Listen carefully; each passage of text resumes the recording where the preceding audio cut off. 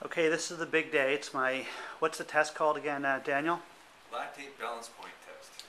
So, give me 1 minute on why we're actually doing this stuff. Well, a lot of people like to work out in using zones, Yeah. and what they really need to know is when they go from aerobic to anaerobic. Yeah. It's the basis of all your training. You're either going to work out below or above this, and if you have specific goals, if you want to do base, you need to know where that point is. Right. Unlike using things like VO2 max, which only identify where your top end is, we can actually identify where you move from free fatty acid burning in aerobic to sugar burning aerobic to sugar burning anaerobic, and finally into the last phase. So those are the 5 zones? Yeah. Okay. So when I'm on this machine, you're actually going to take my blood so that you can determine those zones? Absolutely. Okay, so let's... What's next? Just 1 sec. So what's the next part? On top of that, you're going to say? On top of monitoring just lactates, we'll also be looking at a performance line, your heart's response and your respiratory response to stress.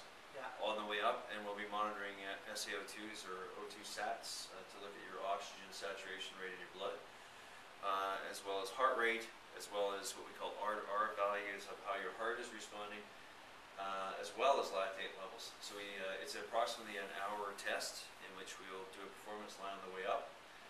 We'll take our first lactate at the top, and this is unlike most lactate tests where they test you along the line. Yeah. It doesn't give you any accurate idea. We have to kind of guess where upon the line that you switch. Right. We actually take you to the top, bring it back down, and bring it back up again. So the idea is that point where you start to reaccumulate lactate is the point that you switch from aerobic to anaerobic. And so that's what all this stuff is about? Absolutely. We got you linked on your Polar, and I'm monitoring some odd stuff that the Polar can monitor that most people don't realize it can.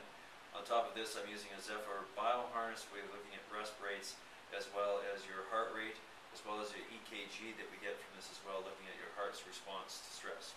And ultimately why I'm doing this is to get rid of some of this so that I might be able to run in the future. So let's just see.